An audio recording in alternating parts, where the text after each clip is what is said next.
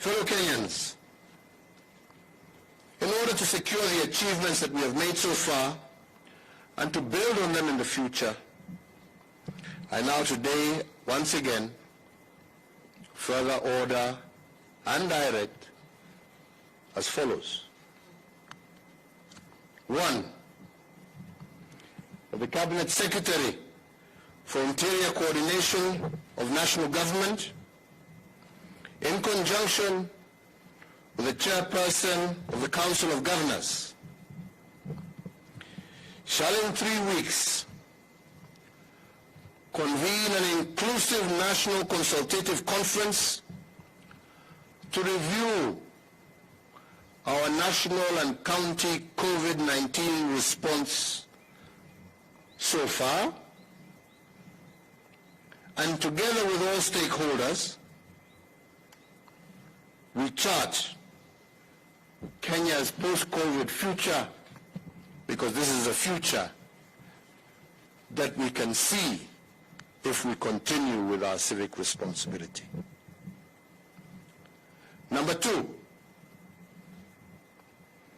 the closure of bars and nightclubs shall continue for a further 30 days. However, the prohibition against the sale of alcohol by licensed hotels with residents is today vacated. In the next 30 days, I have also directed that the Ministry of Health, in conjunction with all bar owners, will develop self-regulating mechanisms as part of their civic responsibility to their clientele in order to allow their resumption. 3, that the closing time for restaurants and eateries be and is hereby varied by 1 hour from 7 p.m. to 8 p.m. effective the 27th of August, 2020. 4, in accordance with the recommendations of the Interfaith Council, the maximum numbers of persons permitted to attend funerals and weddings is reviewed upwards from 15 to 100, with all in attendance abiding with the Ministry of Health protocols. 5, that the ban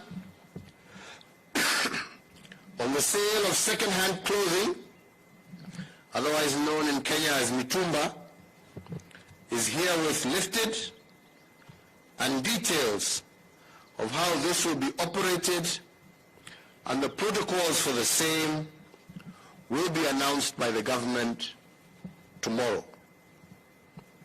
6, that the Ministry of Sports, Culture and Heritage and the Ministry of Health will jointly issue guidelines on the gradual resumption of sporting events in Kenya. 7, that the nationwide curfew that is currently in force between the hours of 9 p.m. to 4 a.m. daily be and is hereby extended by a further 30 days. Fellow Kenyans, in concluding my remarks today, let me take this opportunity to say something about our Constitution. Tomorrow, the 27th of August, 2020, will mark the 10th year since we promulgated our new Constitution. This Constitution has been hailed the world over as one of the most progressive, not only in our region or the African continent, but the world over. And this is because it is an embodiment of what a social contract between people of different origins and their governments should be. But I must remind us all of one thing. If our past is constantly at war with our present, we will, together, lose our future. And the spirit of this Constitution was meant to reconcile our past with the present in order to secure our future.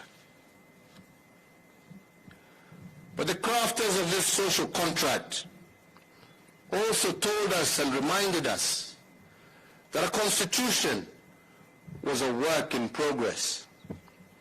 And as such, we were made to adopt it with a promise that in the future we will make it better. 10 years later, the moment to improve on it, I believe, is now. And as I said in my Madaraka Day speech, we must not, as a people, succumb to the paralysis of constitutional rigidity. We must treat a constitution as a living being, as a living document that must constantly adjust to our emerging realities.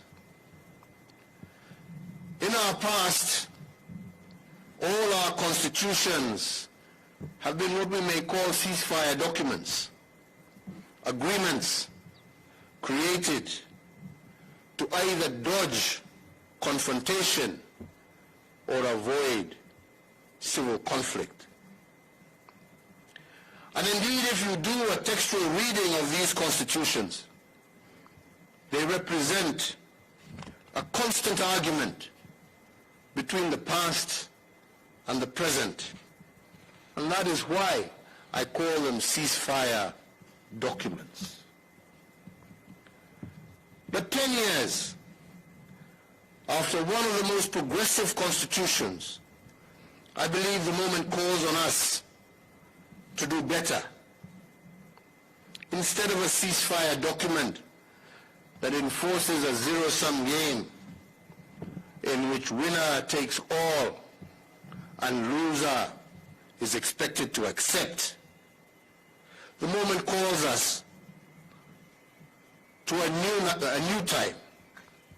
The moment calls us to create a constitutional order that will long endure and survive and not be a conflict-stopping constitution, but rather a future-building document.